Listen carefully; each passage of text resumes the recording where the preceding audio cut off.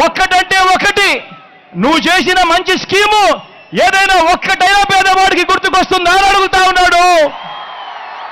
ఈరోజు మీ అందరి సమక్షంలో మీ బిడ్డ 14 ఏళ్ళు ముఖ్యమంత్రిగా పనిచేసిన నువ్వు ప్రజలకు మీకు ఫలానాది చేశాను నాకు ఓటు వేయండి అని ఎందుకు అడగలేకపోతున్నావయ్యా చంద్రబాబు అని అడుగుతా ఉన్నాడు. ఈరోజు మీ బిడ్డ నువ్వు బచ్చా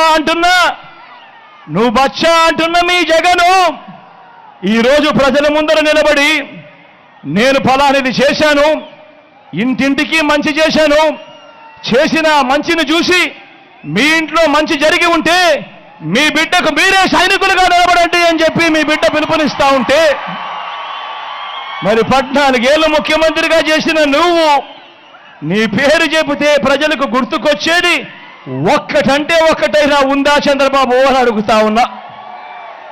ఆ చేసిన మంచిని చూపించి నేను ఈ మంచి చేశాను కాబట్టి నాకు ఓటు వేయండి అని అడిగే పరిస్థితి నీకు ఉందా చంద్రబాబు అని అడుగుతా ఉన్నా. 3 సార్లు ముఖ్యమంత్రిగా చేసిన నువ్వు 14 ఏళ్ళు ముఖ్యమంత్రిగా చేసిన నువ్వు కేవలం 58 నెలల పాలన చేసిన నన్ను బచ్చా అంటున్న మీ జగన్ను చూసి ఎందుకు భయపడుతున్నావయ్యా చంద్రబాబు అని అడుగుతా ఉన్నాడు మీ బిడ్డ. అయ్యా చంద్రబాబు,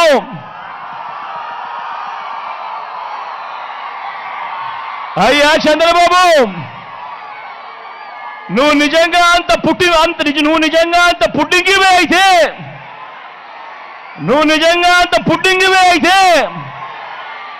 బచ్చా అంటున్న నన్ను ఎదుర్కొనేడానికి ఇన్ని పార్టీలతో పొత్తులెందుకయ్యా అని అడుగుతా ఉన్నాను చంద్రబాబును.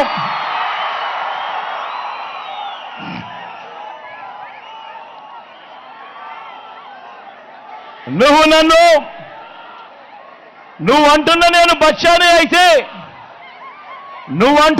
బచ్చానే అయితే ఇంటింటికి సేవలందిస్తూ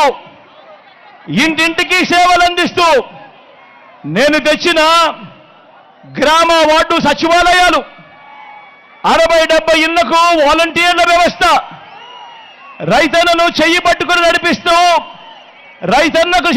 నడిపిస్తూ రైతు భరోసా కేంద్రాలు, గ్రామంలోనే విలేజ్ క్లినిక్లు, నాడు నేడుతో బాగుపడిన ఇంగ్లీష్ మీడియం బడులు, గ్రామంలోనే ఓ మహిళా పోలీసు, గ్రామానికే వచ్చిన ఫైబర్ గ్రిడ్, గ్రామంలో నిర్మాణంలో ఉన్న డిజిటల్ లైబ్రరీలు. మరి ఇవన్నీ 14 ఏళ్ళు ముఖ్యమంత్రిగా పనిచేసిన నువ్వు ఎందుకయ్యా తేలేకపోయావు చంద్రబాబు అని అడుగుతా ఉన్నాను ఈరోజు మీ బిడ్డ మీ అందరి సమక్షంలో. అయ్యా చంద్రబాబు, నువ్వు బచ్చా